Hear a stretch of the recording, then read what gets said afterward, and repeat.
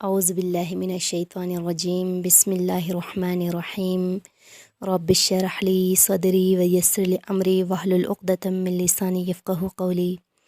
نحمدہ ونصلی علی رسولہ الکریم اما بعد فاعوذ باللہ من الشیطان الرجیم بسم اللہ الرحمن الرحیم قال اللہ تعالی بسم اللہ الرحمن الرحیم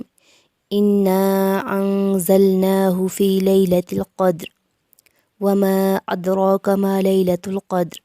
لیلۃ القدر خیر من الف الشہر تنزل الملائکۃ والروح فیہا باذن ربہم من کل امر سلام ہی حتی مطلع الفجر۔ صدق اللہ المولانا العلی العظیم۔ ناظرین کرام، السلام علیکم ورحمۃ اللہ وبرکاتہ۔ تو آج شب قدر کے حوالے سے 27ویں رمضان المبارک کو شب قدر یعنی شب قدر عزت والی رات، عزت والی رات اس لیے کہتے ہیں کہ اسی رات میں اللہ رب العزت نے اپنے عزت والے رسول پر اس کی عزت والی امت کے لیے عزت والی کتاب نازل فرمائی ہے۔ تو چنانچہ ارشاد باری تعالیٰ ہے انا انزلناہ فی لیلۃ القدر، یعنی ہم نے قرآن پاک کو شب قدر میں اتارا ہے۔ تو حضور پاک صلی اللہ علیہ وآلہ وسلم کا فرمان ہے، شب قدر کو شب قدر کا نام اس لیے رکھا، اس میں تقدیریں، رزق اور عمر سال بھر کی لکھی جاتی ہیں۔ اب لیلۃ القدر کی شناخت ہم کیسے کریں؟ تو ایک دفعہ حضور پاک صلی اللہ علیہ وآلہ وسلم فرمایا کہ آپ نے صحابہ کرام سے فرمایا، میں تمہارے پاس اس ارادے سے آیا ہوں کہ تم کو لیلۃ القدر کی اطلاع دوں، مگر مجھ کو خوف ہے کہ تم اس کو ضبط نہ کر سکو گے، وہ تمہارے لیے باعث خیر و برکت ہے کہ تم اسے رمضان کے آخری عشرے میں جب کہ 9 راتیں باقی رہ جائے تو ڈھونڈ لو اور تلاش کرو۔ اور اس کی جو شب قدر کی علامت یہ ہے کہ اس کی کچھ خاص علامات ہیں۔ ان میں یہ ہے کہ وہ رات نہ زیادہ سرد ہوتی ہے اور نہ کہ گرم، اور اس کی صبح کو آفتاب کی شعاعیں بندھی رہتی ہیں۔ تو اسی لیے شاہ سید محمد نور بخش قہستانی رحمۃ اللہ علیہ نے فقہ احوت باب الصوم میں ارشاد فرمایا، ماہ رمضان میں تمام مہینوں کی نسبت قرآن مجید کی تلاوت زیادہ سے زیادہ کرے اور ذکر الہی اور دعاؤں کا اہتمام کرے، اور فرمایا آپ نے کہ اعتکاف کرنا بھی سنت ہے کہ اس مہینے میں اگر ایام ٹھنڈ ہو تو پورا مہینے میں اعتکاف کرے،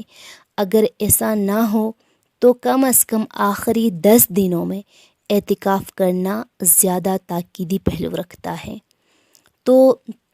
حضور پاک صلی اللہ علیہ وآلہ وسلم نے ارشاد فرمایا کہ شب قدر کے حوالے سے کہ اس میں شب قدر کے بارے میں مختلف روایتیں ہیں،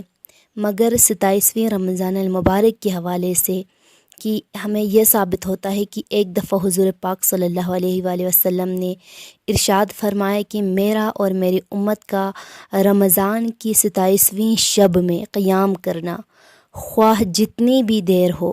مجھ کو ایک مہینے کے قیام اور بیداری سے زیادہ محبوب اور پسند ہے۔ اور اسی طرح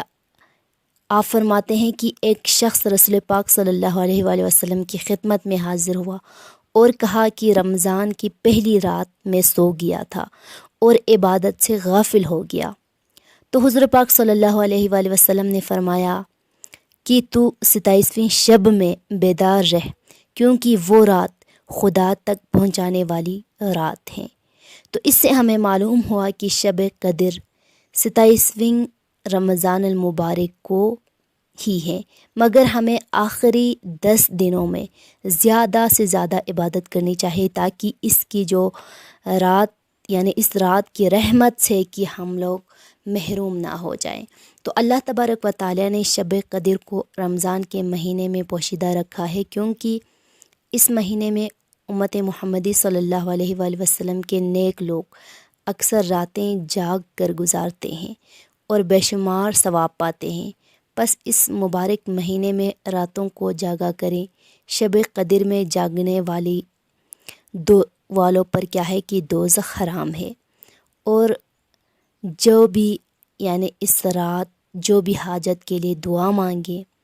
اللہ تعالیٰ اسے قبول کرے گا۔ تو اس رات زیادہ سے زیادہ دعا کریں، اللہ سے رو رو کر مانگے، اللہ تعالیٰ اس کی دعا ضرور قبول کرے گا۔ تو لیکن کچھ لوگوں کی دعائیں اس رات بھی قبول نہیں کرے گا۔ اللہ کے رسول فرماتے ہیں کچھ لوگ ایسے ہیں یعنی جن کی دعائیں اس رات کو بھی قبول نہیں ہوگی۔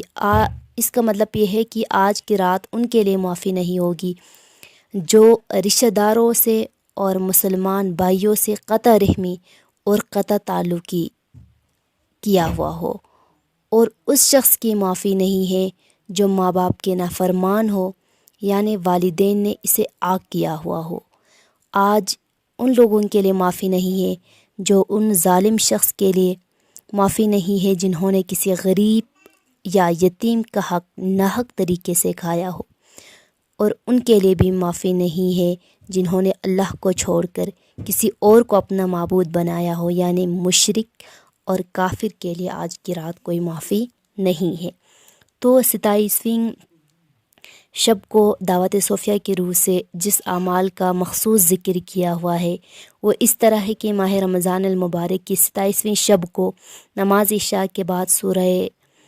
100 رکعات پڑھیں یعنی 50 سلام کے ساتھ۔ ہر رکعت میں سورہ فاتحہ کے بعد سورہ اخلاص 10 بار پڑھنا ہے۔ اگر کوئی پوری رات جاگ کر نہ بیٹھ سکے تو کم از کم ان لوگوں کے لیے چاہیے کہ وہ 2 سلام پر 4 رکعت نماز پڑھ کے بیٹھیں، اور ہر ایک رکعت میں سورہ فاتحہ کے بعد سورہ اخلاص 25 بار پڑھیں تاکہ اس رات کی برکت سے محروم نہ ہو جائیں۔